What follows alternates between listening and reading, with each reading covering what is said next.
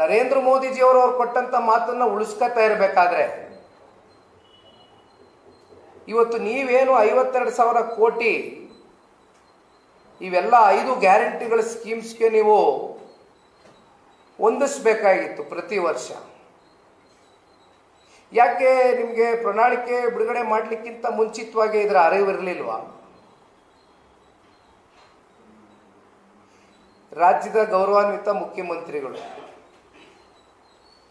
ಆರ್ಥಿಕ ಸಚಿವರಾಗಿ ಕೆಲಸ ಮಾಡಿರ್ತಕ್ಕಂಥದ್ದು, ಈಗಲೂ ಕೂಡ ಆರ್ಥಿಕ ಸಚಿವರಾಗಿ ಕೆಲಸ ಮಾಡ್ತಾ ಇರ್ತಕ್ಕಂಥ ಅನುಭವ ಇಲ್ವೇ?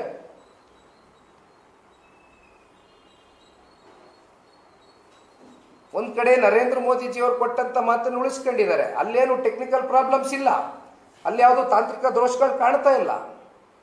ಆದ್ರೆ ನಿಮ್ಗೆ ಯಾಕೆ ಪ್ರಾವಿಷನ್ ಮಾಡ್ಲಿಕ್ಕೆ ಆಗ್ತಾ ಇಲ್ಲ? ನೀವು ಕೊಟ್ಟಂತ ಮಾತು ಯಾಕೆ ವಾಪಸ್ ತಗೊಂಡಿದ್ದೀರಿ? ನಾನು ಕೇಳ್ತಾ ಇಲ್ಲ, ಇದು ರಾಜ್ಯದ ಹೆಣ್ಮಕ್ಳುಗಳು ಕೇಳ್ತಾ ಇದ್ದಾರೆ. ನಾನು ಹಳ್ಳಿಗಳಿಗೆ ಅಲ್ಲಿ ಇಲ್ಲಿ ಓಡಾಡಬೇಕಾದ್ರೆ ಹೆಣ್ಮಕ್ಳು ನನಗೊಂದು ಪ್ರಶ್ನೆ ಮಾಡ್ತಾರೆ. ರಾಜ್ಯದ ಉದ್ದಗಲಕ್ಕೂ ಈ ಪ್ರಶ್ನೆ ಎದ್ದಿದೆ. ನಮಗೆ ತಿಂಗಳ ಗೃಹಲಕ್ಷ್ಮಿ ಯೋಜನೆ ನಮ್ಮ ಖಾತೆಗಳಿಗೆ ಜಮಾ ಮಾಡ್ತೀನಿ ಅಂತ ಮಾತು ಕೊಟ್ಟಿದ್ರು, ನಮಗೆ ದುಡ್ಡು ಬರ್ತಾ ಇಲ್ಲ ಅಂತ ಅಂತಾರೆ ಪಾಪ ನಮ್ಮ ಹೆಣ್ಮಕ್ಳು. ದಯಮಾಡಿ ಉತ್ತರ ಕೊಡಿ ಕಾಂಗ್ರೆಸ್ನವರು.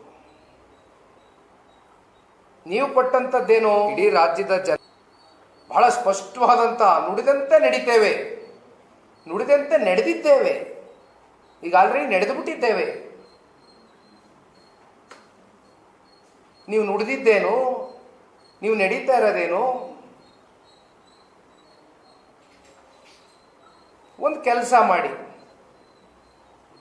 ಈ ವರ್ಷದ ಕ್ಯಾಲೆಂಡರ್ ನಾವೇ ತಗೋಬರ್ತೀವಿ. ಆ ಕ್ಯಾಲೆಂಡರ್ ಬರುವಂತ ದಿನಾಂಕ ನೀವೇ ಯುವರ್ ಸೆಲ್ಫ್ ಕಮಿಟ್. ಈ ಸರ್ಕಾರ ನಡೆಸ್ತಾ ಇರತಕ್ಕಂಥ ಮುಖ್ಯಮಂತ್ರಿಗಳು, ಉಪಮುಖ್ಯಮಂತ್ರಿಗಳು, ಸಚಿವ ಸಂಪುಟದಲ್ಲಿರ್ತಕ್ಕಂಥ ಎಲ್ಲ ಮಂತ್ರಿಗಳು ದಯಮಾಡಿ